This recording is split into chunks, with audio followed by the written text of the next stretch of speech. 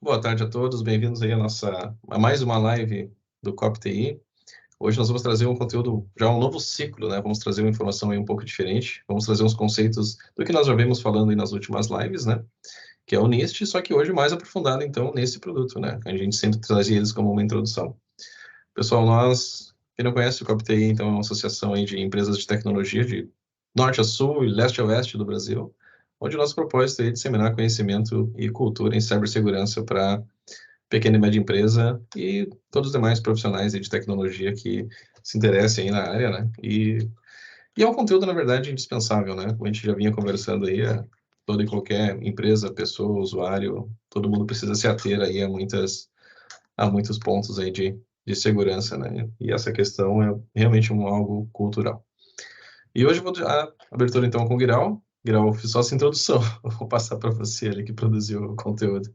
Ok, boa tarde a todos, sejam todos muito bem-vindos. Essa é a nossa CopTI, como disse o Henrique, começando um novo ciclo aqui para que a gente possa levar aí uma padronização.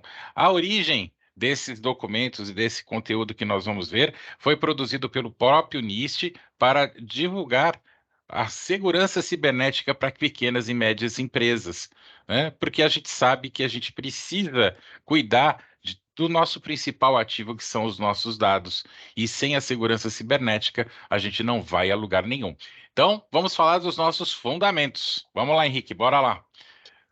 Então, primeiro, por que que uma segurança cibernética é importante para uma pequena empresa, né? Se a gente for imaginar aqui, os ataques cibernéticos hoje, eles crescem exponencialmente. Então, qualquer pessoa ou qualquer empresa, independente de porte ou tamanho, está sendo atacado. Se não está, é porque você não está sabendo o que você não está vendo, mas que está sendo atacado, está. Então, 41% das informações, eles vão tentar fazer o quê? Por roubo, através de roubos de dados, para fazer o quê? Fazer todo o processo de roubo de informação para que a partir daí ele chegue nos seus dados e possa simular aí um ataque às contas bancárias, enfim, a esse tipo de coisa. Indisponibilizar um site, passar por outra pessoa. Então, tem vários tipos de ataques, várias formas da gente ser atacada e vários motivos por que que as pessoas estão fazendo isso, ou melhor, por que que os hackers estão fazendo isso. Então, como que a gente se protege? Primeiro, tendo consciência. Pode avançar. Primeira coisa, a gente precisa saber quais são os nossos recursos que nós precisamos administrar, controlar e gerenciar. Então, a segurança cibernética, ela tem como propósito proteger os dispositivos eletrônicos, os dados e as informações a eles associados, de forma que a gente consiga fazer a gestão efetiva do que e como e por que as pessoas estão acessando nossos dados, de que formas estão acessando, quais os componentes que nós temos dentro de um ambiente de tecnologia da informação. Então, essa é a noção que a gente precisa trazer e esse é o propósito que o NIST, através do Cybersecurity Framework, se propõe. Vamos embora. Então, hoje, qualquer empresa, independente de porte ou tamanho, administrar um ambiente de TI, ele tem uma certa complexidade. Em que sentido essa complexidade? Nós hoje não executamos mais negócios ou transações se nós não nos comunicarmos por e-mail, se a gente não utilizar os nossos dispositivos móveis. A gente tem que estar nas redes sociais para que a gente possa divulgar os nossos produtos ou serviços, né? Existem aí uma gama de produtos hoje em nuvem, então a gente tem que usar todo o nosso sistema de comércio eletrônico, de transação de dados, de gerenciamento de rede, de operações bancárias, enfim, a complexidade que nos últimos anos se tornou administrar um ambiente de tecnologia. Por quê? Porque nós dependemos desse ambiente 100% do tempo para executar as nossas atividades. Então, existe uma complexidade na gestão desse ambiente, na gestão da segurança da informação. Bora! Então, o que que a gente vai falar hoje? Por que que a gente tem que cuidar da segurança cibernética? Eu falo que são três coisas que nós vamos ter que analisar. E aí também o Ítalo e o pessoal pode me ajudar em cima disso. Primeiro, confidencialidade. À medida que a gente coleta dados, que a gente trabalha com as informações das pessoas, a gente tem que proteger essas informações. E hoje, mais do que nunca, pelo efeito da legislação, a gente precisa administrar essas informações. Por quê? Porque os criminosos, os hackers, vão utilizar e tentar acessar essas informações para cometerem os seus crimes. Então, primeira coisa que qualquer empresa ela vai ter que ter, manter a confidencialidade dos seus dados capturados, a fim de proteger os seus interesses, os interesses dos seus clientes. Depois, a gente vai falar do próximo item, vamos falar da integridade. Não adianta nada eu tomar conta, mas se eu não garantir que as informações que estão dentro do meu sistema estão corretas. Então, pode ter uma alteração, pode ter um programa que faça alguma alteração automática num dado. Por exemplo, a gente sabe de um caso que hoje já aconteceu, que um funcionário de um banco debitava 1 centavo em cada conta. Ah, mas ninguém percebe 1 centavo, tudo bem. Só que quando o banco tem milhares de contas, esse cara conseguiu desviar milhares de dólares através de 1 centavo. Então, é manter e garantir toda a integridade da informação que está ali dentro, né? Para evitar uma sabotagem, para evitar um roubo, para evitar o acesso indevido às informações que possam levar aí a algum incidente cibernético. Que mais? Vamos falar depois da integridade? A disponibilidade. Eu falo que essa daí é aquela que nós, enquanto MSPs, enquanto prestadores de serviço, é que a gente mais sofre, né?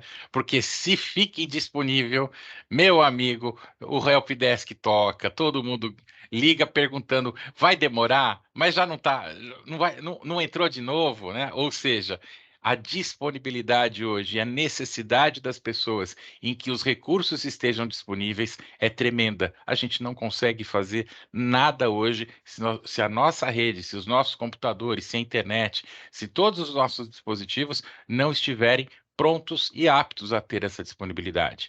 Mais do que nunca, a gente precisa administrar, proteger e gerenciar todos esses recursos para que a gente possa entregar produtividade para as empresas. Então a gente fala de disponibilidade, mas diretamente ela vai afetar o quê? Toda a produtividade de uma empresa. E aí, como que a gente gerencia isso? Qual o impacto que isso tem para as pequenas empresas, né?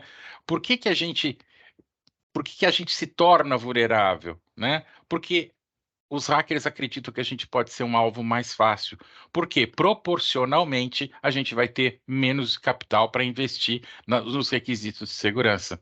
Então, 82%, as últimas estatísticas americanas dizem que as pequenas e médias empresas já sofreram algum tipo de ataque cibernético ou tiveram as suas operações atrapalhadas ou impedidas de fazer alguma coisa em virtude de ataques cibernéticos. Todos os dias a gente escuta, né?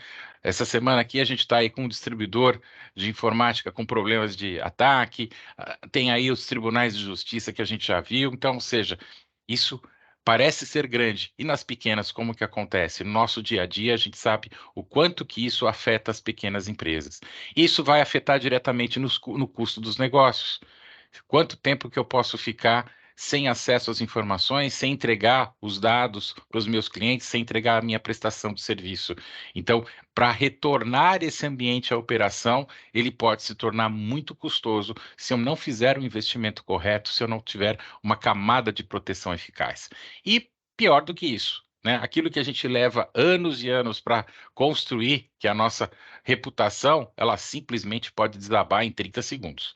Né? Ou seja, na hora que a gente deixa de prestar um serviço por causa de um incidente cibernético, a gente pode estar expondo aí as informações das pessoas, pode não estar entregando aí o nosso produto ou serviço.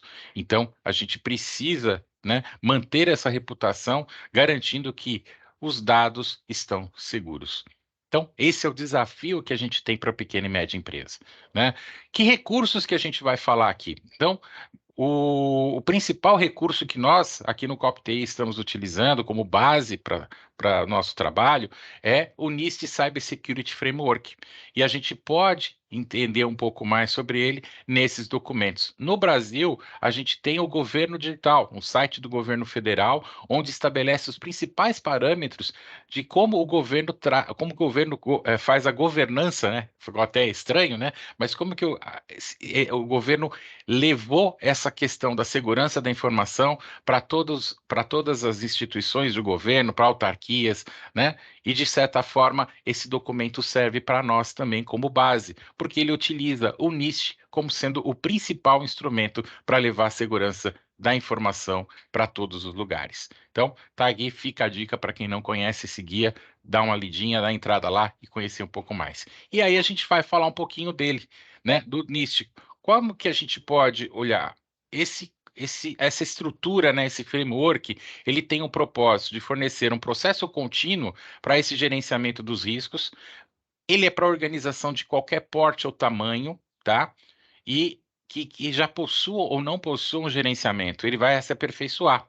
E tem que se mostrado muito útil, né, para uma variedade de públicos, ou seja, eu posso usar isso em qualquer tamanho de empresa, basta eu ter consciência de como estar utilizando, como estar gerenciando o meu ambiente.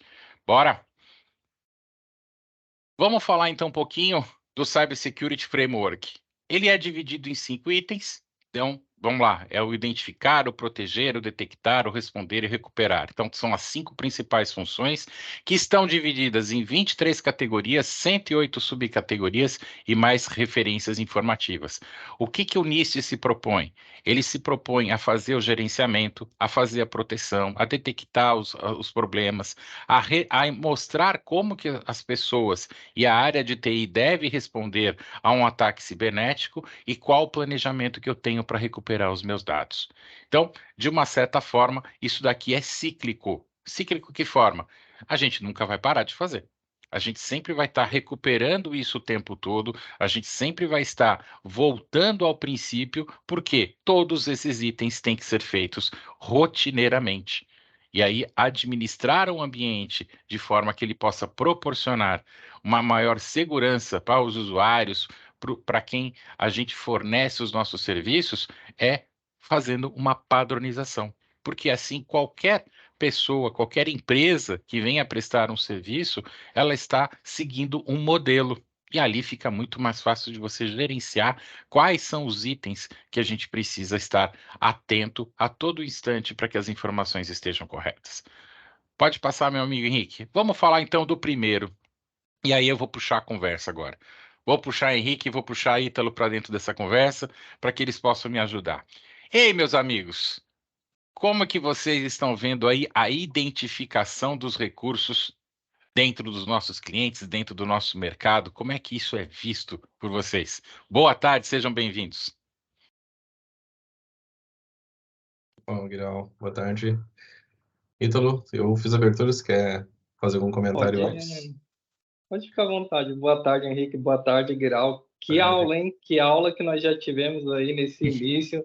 Parabéns. Vamos lá, Henrique. Responsabilidade agora. Vamos lá. Legal, pessoal. Então, assim, passando uma introdução, eu sempre falo mais rápido, né? Mas vou tentar ser mais claro aí. A primeira função do nicho, identificar, ele atinge ponto básico, vamos dizer assim, que é você, ao menos, saber o que você possui dentro da empresa para você saber o que proteger, né? Como é que você vai saber quais ativos, quais usuários, quais documentos, dados eu tenho dentro da empresa se eu não tenho isso mapeado, não tenho um inventário, né, dessas informações, não tenho inventário de hardware, inventário de software, eu não sei qual usuário acessa qual pasta ou qual equipamento, onde está ligado os meus equipamentos. Então, identificar, ele parte, né, deste princípio de você desenvolver umas medidas, implementar ali, né, medidas a qual você identifique toda a sua estrutura, né, para você poder tomar ações. Então, isso é desde o contexto de negócio da empresa, né, todo o ambiente, a forma de trabalho, o próprio gerenciamento dos ativos, que é a parte de inventário que eu mencionei. O Guilherme trouxe depois um outro exemplo ali para a gente tratar sobre a parte de inventário de hardware, né, e a gestão desses ativos, ele é tanto hardware, tanto físico quanto digital. É você saber quais os dispositivos tecnológicos físicos você utiliza dentro da sua empresa, aonde trafegam dados, né, onde você manipula, armazena ou gerencia informações.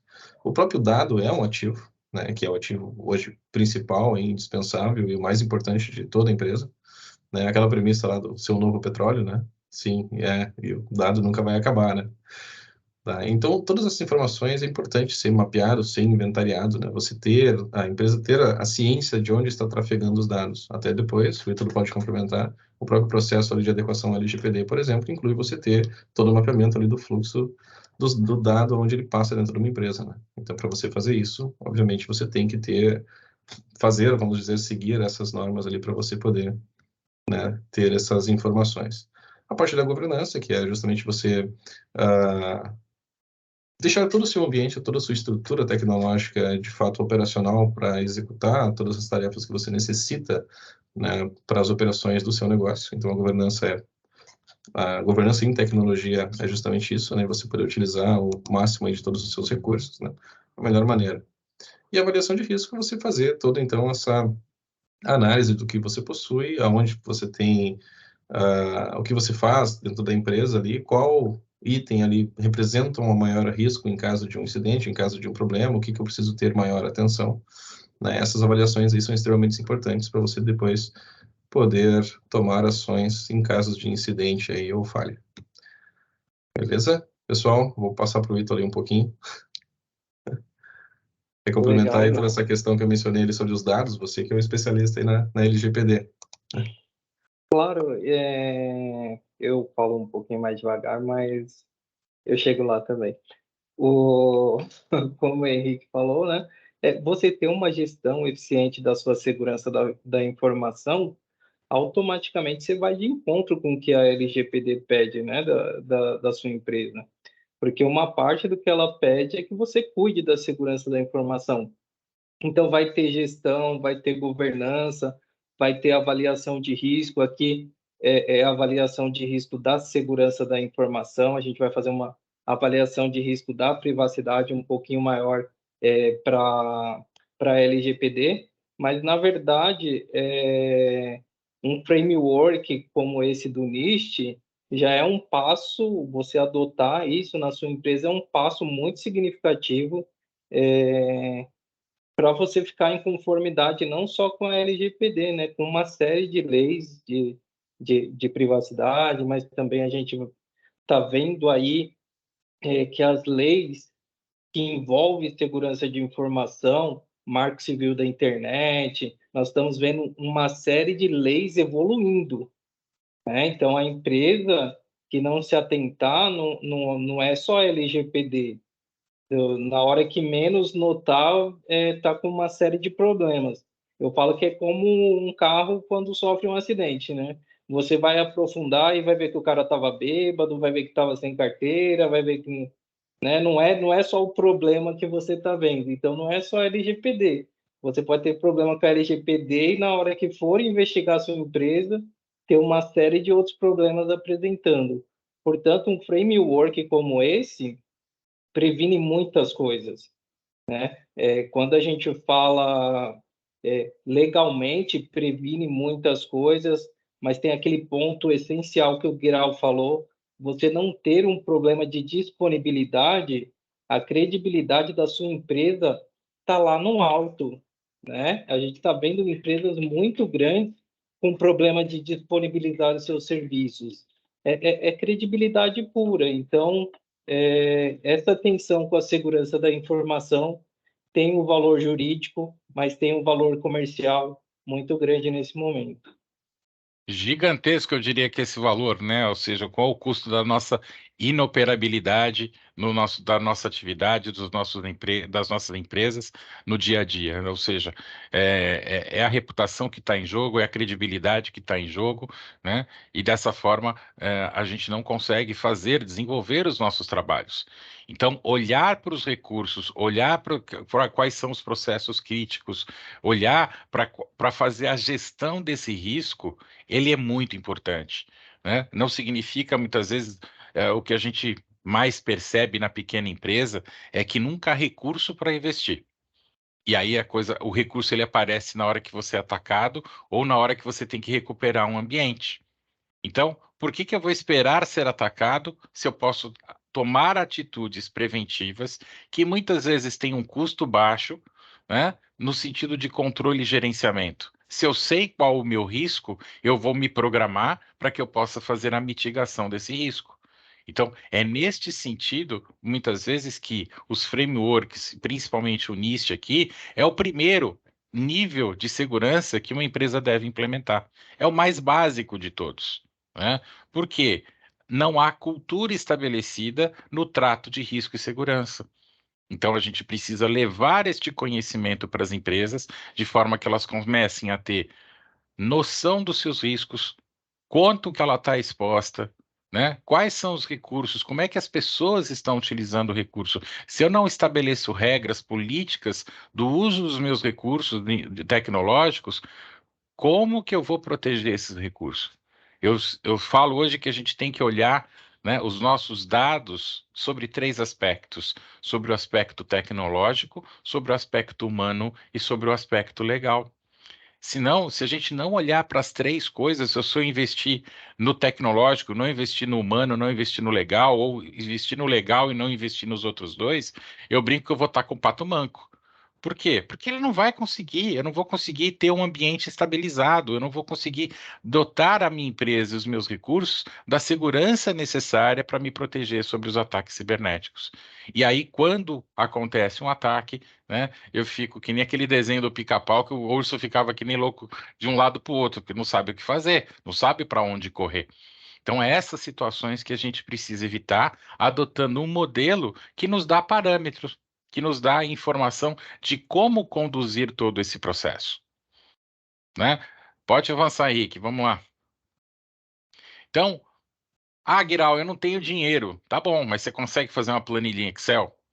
Acho que todo mundo consegue fazer uma planilha Excel e controlar os seus equipamentos, saber o que você comprou, com quem está, né? Quem é o fornecedor, qual é a garantia desse produto ou serviço, desse produto, ou seja, fazer um controle básico, né, dos equipamentos. Isso não requer nenhum recurso adicional que as empresas já não tenham. Mas você quer tempo.